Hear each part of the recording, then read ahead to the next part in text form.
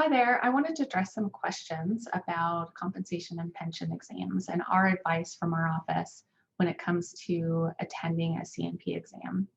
So C&P exams are generally scheduled once you file an initial claim. If there's some reporting, some showing that you had this injury in service that will trigger an examination, the VA is required to schedule one of those for you if they can see that there's some sort of evidence that you had a disability in service or an injury in service. So in addition to that, if you file an appeal on a case, a lot of times they will request a new C&P exam.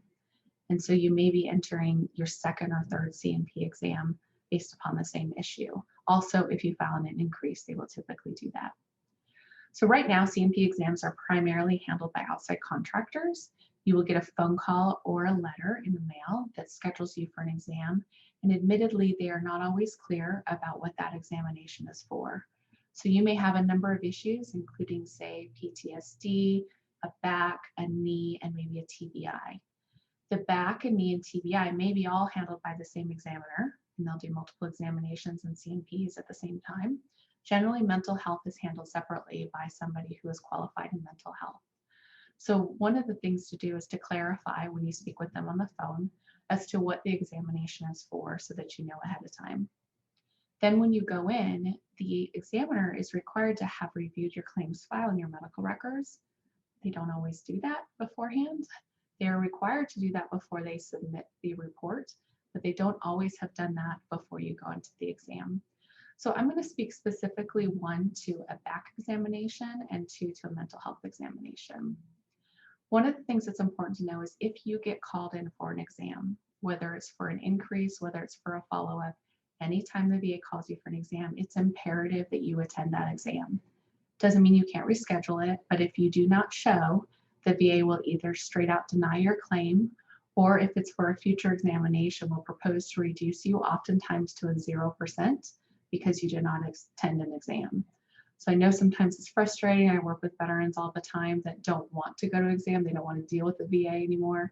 But just know that if you don't attend that exam, they will deny you or reduce you. Like I said, you can reschedule often, but generally you need to just maintain good communication with the examiner's office in order to get that reschedule done. When you go into the examination, let's first address mental health. Mental health examinations, typically in my experience, veterans are reporting to me that they last no longer than 15 to 30 minutes, 30 minutes being typically the longest. I've heard a few that spent an hour, but that's very rare. So you got to understand that you're going into an examination to speak with somebody you've never talked to before, to talk about the intimate details of your mental health stability in a 15 to 30 minute conversation with an examiner. So while that's difficult for you, my side of it, I always coach my clients to say, hey, it's your responsibility to tell them how it is on your worst day. You don't have to wait and ask for them to ask you the right questions. Make sure they get an understanding of how it is on your worst day. If you've got difficulty with getting out of bed sometimes, if you got difficulty with, might go a week without showering because you just don't give an F, you got to tell them that. If your relationship with your children is falling apart, if your relationship with your family that used to be close to is falling apart, you need to be very clear about that.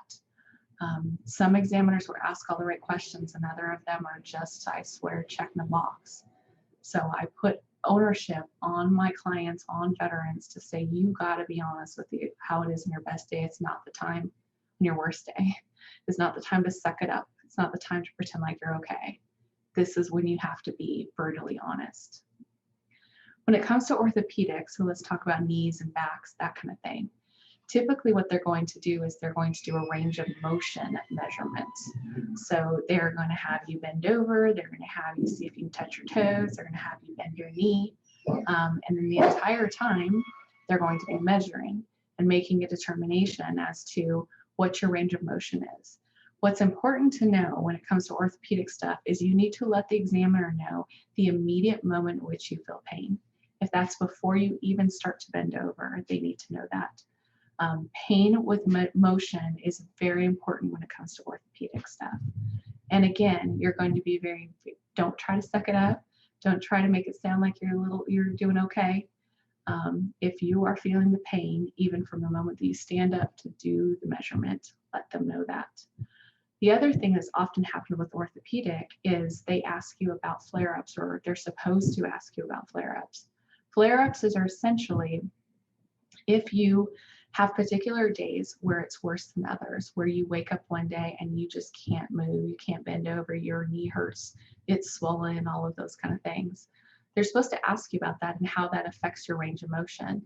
Most times you're at a C&P examination, you are not actually experiencing a flare-up, so it's hard for them to be able to manage that, but they're supposed to ask you, and you're supposed to let them know, when I have a flare-up, this is how bad it is. I can't get out of bed, I have to lay down, I can't lay down for more than 5 minutes, those kind of things. But again, just reinforcing that you need to talk about how it is on your worst day.